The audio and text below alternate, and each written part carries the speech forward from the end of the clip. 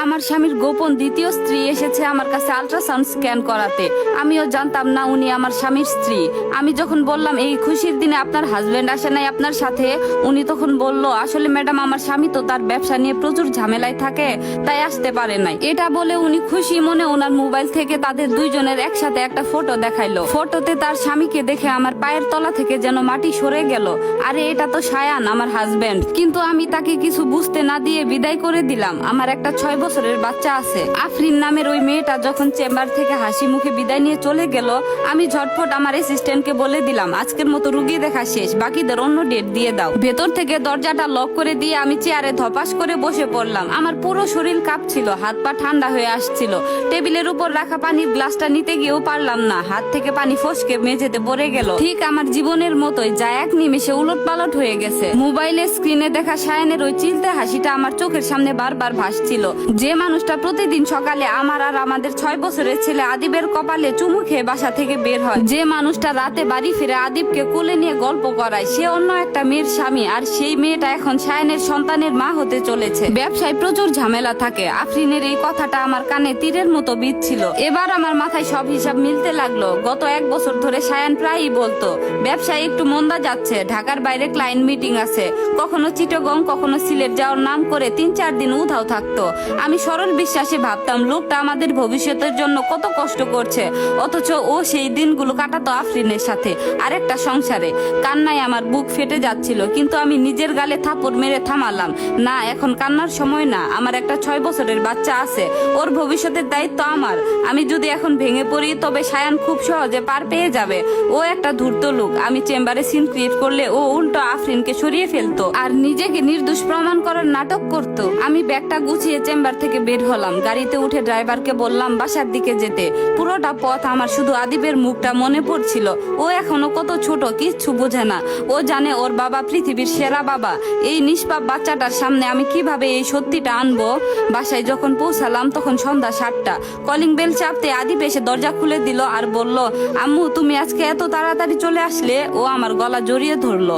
আমি অনেক কষ্টে নিজের চোখের পানি লুকিয়ে ওকে কোলে নিলাম। ওর কপালে চুমু খেয়ে বললাম হ্যাঁ বাবা, আম্মুর আজকে একটু তাড়া ছিল। আদিবকে ওর রুমে পাঠিয়ে দিয়ে আমি ড্রয়িং রুমে এসে বসলাম। ঘড়ির কাঁটার দিকে তাকিয়ে রইলাম।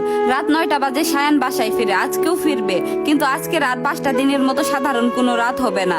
আজ আমি কোনো ঝগড়া করব না। আমি সায়ানের মুখ থেকে সত্যিটা বের করব, কিন্তু এমন ভাবে করব যা ও কল্পনাও করতে পারবে না। ঠিক রাত 9টা বেজে 10 মিনিটে দরজার লক খোলার শব্দ হলো। সায়ান ভেতরে ঢুকলো, হাতে মিষ্টির প্যাকেট, মুখে সেই চেনা ক্লান্ত অথচ মায়াবী হাসি। ওর দিকে তাকিয়ে আমার ভেতরে ঘৃণাটা দাও দাও করে জ্বলে উঠলো।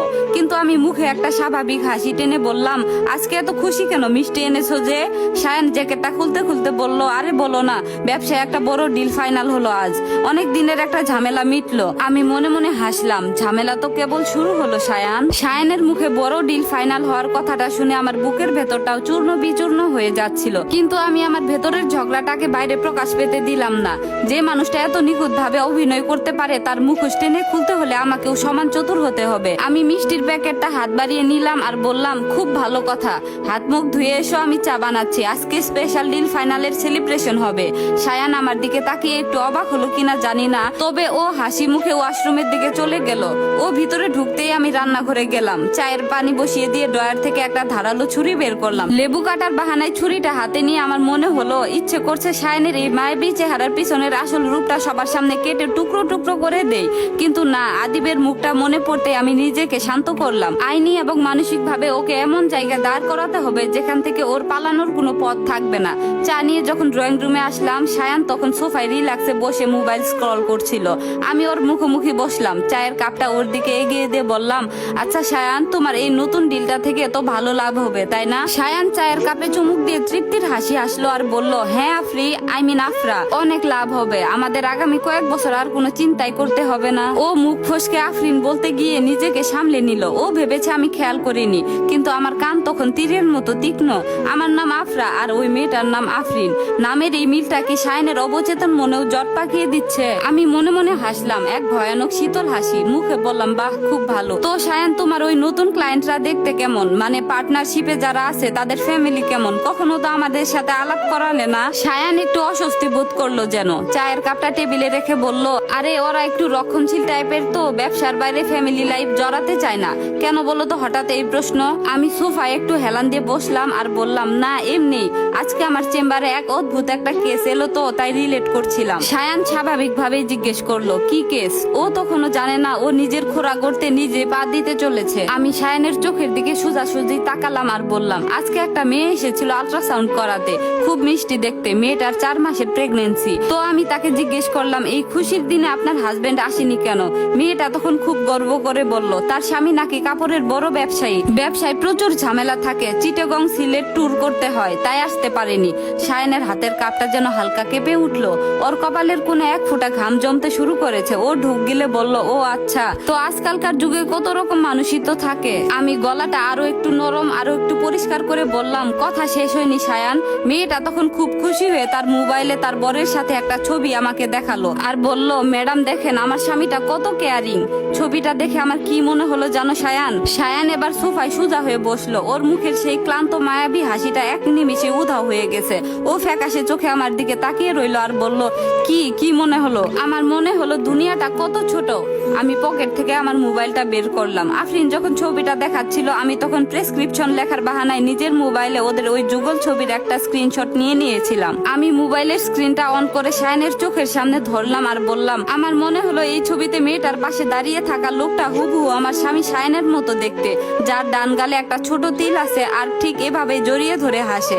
সায়ানের হাত থেকে চায়ের কাপটা টেবিলের উপর রাখার সময় একটু চা ছিটকে পড়লো। ওর ফর্সা মুখটা মুহূর্তেই ফ্যাকাশে হয়ে গেল। ও জোর করে একটা শুকনো হাসি হাসার চেষ্টা করলো আর বলল, কি যে বলো না অনন্যা, পৃথিবীতে একই রকম দেখতে কত মানুষই থাকে, অনেক ছেলের গালে ছোট তিল থাকে। আমি ওর কাঁধে হাত রেখে আলতো করে চাপ দিয়ে বললাম, তা ঠিক বলেছ, একই রকম দেখতে মানুষ হতেই পারে, তবে মেয়েটার নাম ছিল আফরিন সুলতানা। নামটা কেমন চেনা চেনা লাগে না সায়ান? সায়ান আর কোনো কথা বলতে পারলো না। ও পাথরের মতো সোফায় বসে রইল। ওর চোখের কোণে তখন ভয়ের স্পষ্ট আভাস। ও বুঝতে পারছে না আমি কতটুকু জানি আর কতটুকু আন্দাজ করছি। আমি আদিবকে ডেকে বললাম, আদিব চলো বাবা ঘুমাতে যাব। আমি আদিবকে নিয়ে ঘরের দিকে চলে গেলাম, পিছন ফিরে তাকালাম না। কিন্তু আমি জানি আজকের রাতটা সায়ানের জীবনের সবচেয়ে দীর্ঘ আর যন্ত্রণাদায়ক রাত হতে চলেছে। ও সারা রাত ছটফট করবে এই ভেবে যে ওর আসল রূপ আমার সামনে প্রকাশ হয়ে গিয়েছে কিনা। খেলা তো মাত্র শুরু হলো সায়ান। তুমি যেভাবে আমার হাসি খুশি সংসারটাকে দুটো টুকরো করেছো, আমি তার হিসাব কড়াই গন্ডাই বুঝে নেব। আদিবকে ঘুম পাড়িয়ে যখন নিজের ঘরে ফিরলাম তখন ঘড়িতে প্রায় 11টা। সায়ান বিছানায় শুয়ে আছে, কিন্তু ওর চোখ খোলা। সিলিং ফ্যানের দিকে তাকিয়ে ও কি যেন ভাবছে। আমি ঘরে ঢুকতে ও একটু চমকে উঠলো, তারপর নিজেকে সামলে নিয়ে চট করে একটা স্বাভাবিক হাসি ফুটিয়ে তোলার চেষ্টা করলো। সায়ান বলল, আদিব ঘুমিয়েছে আফরা? ওর গলায় স্পষ্ট একটা জড়তা, যেন নিজের অবচেতনার অপরাধ বোধটাকে ঢাকতে চাইছে। হ্যাঁ, ও তো ঘুমালেই বাঁচি, সারাদিন কি যে পরিমাণ দুষ্টুমি করে। আমি খুব স্বাভাবিকভাবে আলমারি থেকে নাইট ড্রেস বের করতে করতে বললাম। আয়নায় সায়ানের প্রতিবিম্বটা দেখছিলাম, ও আর চোখে আমার দিকে তাকাচ্ছে। ও এখনো নিশ্চিত হতে পারছে না আমি সত্যি সবকিছু ধরে ফেলেছি নাকি কেবলই একটা কাকতালীয় ঘটনা নিয়ে ঠাট্টা করছি। আমি ওয়াশরুম থেকে চেঞ্জ করে এসে বিছানার এক পাশে শুয়ে পড়লাম। সায়ান একটু ইতস্তত করে আমার দিকে এগিয়ে এলো, আমার কাঁধে হাত রেখে খুব একটা চেনা মায়াবী গলায় বলল, আজকে চেম্বারের ওই কেসটার কথা বলেছিলে না? আসলে আমি ভাবছিলাম দুনিয়ায় কত রকম অদ্ভুত মানুষ থাকে, তাই না? চেহারার মিল থাকলে কি আর মানুষ এক হয়? তুমি মিছি ওইসব নিয়ে মাথা ঘামিও না জানো। ওর হাতের স্পর্শে আমার পুরো শরীর ঘৃণায় রি করে উঠলো। ইচ্ছে করছিল ওর হাতটা ঝটকা মেরে সরিয়ে দেই, কিন্তু আমি মনে মনে হাসলাম। সায়ান ধরে নিয়েছে আমি এখনো অন্ধকারে আছি। ও ভাবছে আফরিনের নামের মিল আর চেহারার মিলটাকে ও একটা কাকতালীয় দুর্ঘটনা বলে পার পেয়ে যাবে। ও আসলে 2 নৌকায় পা দিয়ে চলতে চাইছে। এদিকে আমার মতো প্রতিষ্ঠিত ডাক্তার স্ত্রী আর ফুটফুটে সন্তান, ওদিকে আফরিনের মতো সরল অল্প বয়সী নতুন একটা মেয়ে। ও কোনো পক্ষেই হারাতে চায় না। আমি একটা দীর্ঘশ্বাস ফেলে ওর দিকে তাকালাম, চোখে এক আকাশ সরলতা ফুটিয়ে বললাম, তা ঠিক বলেছো সায়ান। আমিও পরে ভাবলাম আমি আসলে পাগলের মতো ভাবছিলাম। আমার সায়ান কি আর তেমন মানুষ? তুমি তো আমার আর আদিবের জন্য দিনরাত এক করে খাটছো। আই এম সরি, আমি আসলে আজ চেম্বারে প্রচন্ড টায়ার্ড ছিলাম তো তাই উল্টোপাল্টা ভেবে ফেলেছি। আমার মুখে এই কথা শুনতে সায়ানের পুরো শরীর যেন এক নিমিষে শিথিল হয়ে গেল। ওর বুকের উপর থেকে যেন মস্ত বড় একটা পাথর নেমে গেল। ও এক গাল হেসে আমার কপালে একটা চুমু খেলো আর বলল, পাগলি একটা, ঘুমাও এখন, অনেক ধকল গেছে আজ তোমার উপর দিয়ে। ও পাশ ফিরে নিশ্চিন্তে চোখ বন্ধ করলো। কিছুক্ষণের মধ্যে ওর নিয়মিত নিঃশ্বাসের শব্দ শোনা গেল। ও ঘুমিয়ে পড়েছে, কিন্তু আমার চোখে এক ফোঁটা ঘুম নেই। অন্ধকার ঘরের দিকে তাকিয়ে আমি মনে মনে ভাবলাম, সায়ান তুমি ভেবেছো তুমি খুব চালাক, তুমি এই আফরাকে এখনো চেনোনি। তুমি যখন 2 নৌকায় পা দিয়ে চলার খেলাটা খেলেছো, আমি তখন নিশ্চিত করব যেন মাঝ নদীতে গিয়ে তোমার 2টো নৌকায় একসাথে ডুবে যায়। পরদিন সকালে সায়ান অন্য দিনগুলোর চেয়ে একটু বেশি কেয়ারিং আচরণ করলো। ব্রেকফাস্ট টেবিলে নিজ হাতে আমাকে অমলেট এগিয়ে দিল। আদিবের সাথে হাসাহাসি করলো। ও ভাবছে একটু বেশি ভালোবাসা দেখালে আমার মনের ভেতরে সুপ্ত সন্দেহটুকুও মুছে যাবে। অফিস ব্যাগটা গুছাতে সায়ান বলল, আফরা, আমি আজ একটু ঢাকার বাইরে যাচ্ছি। মুন্সিগঞ্জে একটা ফ্যাক্টরি ভিজিট আছে, ফিরতে কাল দুপুর হতে পারে। মুন্সিগঞ্জ, অথচ আমি ভালো করেই জানি ধানমন্ডির ফ্ল্যাটে 4 মাসের অন্তঃসত্ত্বা আফরিন সুলতানা হয়তো আজ ওর জন্য বিশেষ কোনো রান্না করে অপেক্ষা করছে। সায়ান সেখানে গিয়ে সংসার করবে। আমি বললাম, আচ্ছা সাবধানে যেও।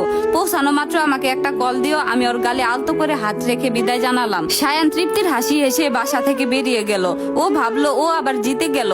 সায়ান বেরিয়ে যাওয়ার ঠিক 20 মিনিট পর আমি আমার চেম্বারের অ্যাসিস্ট্যান্ট রনিকে ফোন করলাম। রনি আমার খুব বিশ্বস্ত। ও আমার মেডিকেলের শুরুর দিনগুলো থেকে আমার সাথে আছে। রনি ফোন ধরতেই বললাম, হ্যালো রনি, আজ আমার চেম্বারে আসতে একটু লেট হবে। তুমি একটা কাজ করো, গতকাল আফরিন সুলতানা নামের যে পেশেন্ট এসেছিল ওনার ফাইলে ওনার একটা লোকাল নম্বর আর অ্যাড্রেস দেওয়া আছে। নম্বরটা আমাকে এখনই টেক্সট করো। আর শোনো, বিষয়টা যেন একদম আমাদের দুজনের মধ্যেই থাকে। রনি বলল, জি ম্যাম, এখনই দিচ্ছি। রনি আর কোনো প্রশ্ন না করে লাইনটা কেটে দিল। 1 মিনিটের মধ্যে আমার মোবাইলে আফরিনের নম্বর চলে এলো। আমি নম্বরটার দিকে তাকিয়ে গভীর একটা শ্বাস নিলাম। সায়ান এখন মুন্সিগঞ্জের কথা বলে ধানমন্ডির দিকে যাচ্ছে। ও ভাবছে ও দুদিকেই ব্যালেন্স করে সুখে থাকবে, কিন্তু ও জানে না এই দুই পৃথিবীর সুতোটা এখন আমার হাতে। আমি আফরিনের নম্বরে ডায়াল করলাম। ফোনের ওপাশ থেকে রিং হওয়ার শব্দ ভেসে আসছে। সায়ানের অজান্তে ওর তৈরি করা তাসের ঘরটা এবার ভাঙার সময় এসেছে। এই গল্পটি এখানেই শেষ নয়। পরবর্তী পর্ব শুনতে চাইলে অবশ্যই একটি কমেন্ট করবেন। ধন্যবাদ।